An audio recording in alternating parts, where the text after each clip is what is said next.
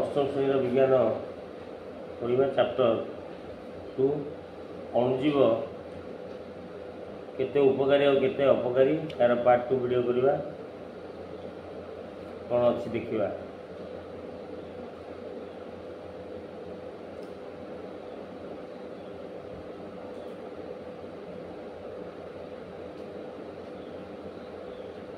मशा मैंने पानी रे डिंब दियंती तेणु कूलर बा टायर भितर फूल कुंड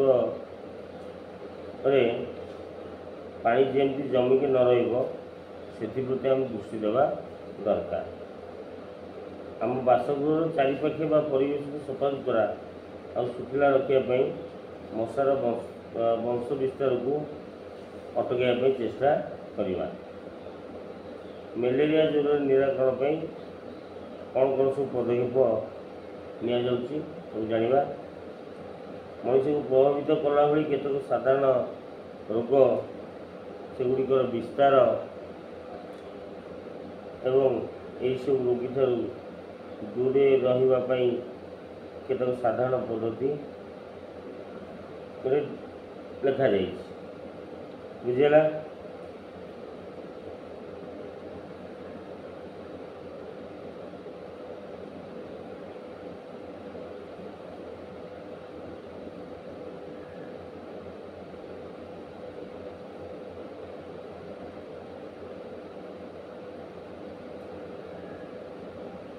आम बासगृह चारिपटे प्रथम सफा रखा दरकार बुझेगा।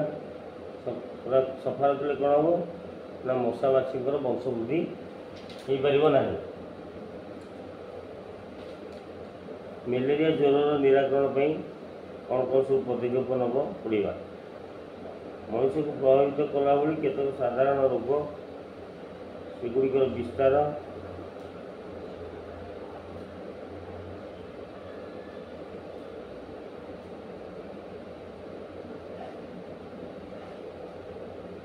एवं यही सब रोग ठार दूरी रही केतक साधारण पद्धति तले दि जब मनीष रोग हो जख्मा सृष्टिकारी अणुजीव अणुजीव हो ना बीजाणु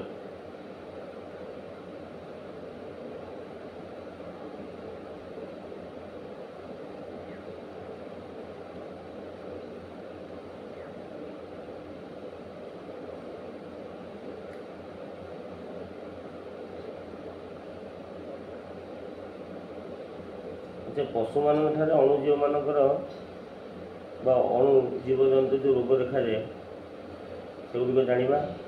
अणुजीव मान केवल मनीष उद्भिद मानकर रोगर कारण हो न था। अन्य पशु और पक्षी मान देह रोग उपजे था रोग तैयारी करती जमी मनीष और गोरु मान आंथ्राक्स नामक एक मारात्मक बीजाणुजनित रोग देखा देता। अतीत मनुष्य पशु बुझेगा कि मानकर देहरे ये अणु जीवजंतु रोग होता है।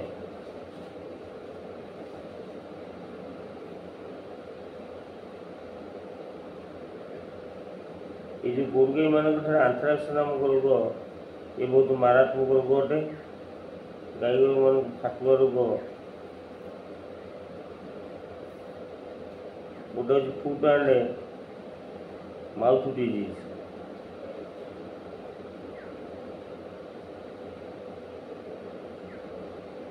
रॉबर्ट कॉक जड़े थे साइंटिस्ट जी 1876 ख्रीष्टाब्द बासिलस आंथ्रासिस नामक बीजाणुजनित आंथ्राक्स रोग आविष्कार करते।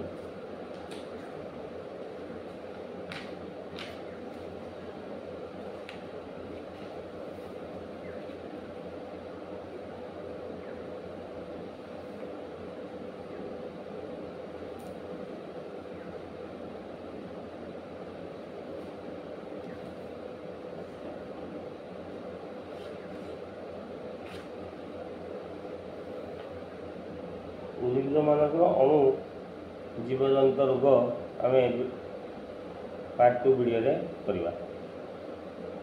पार्ट 2 नो एटा पार्ट 3 वीडियो रे करिया।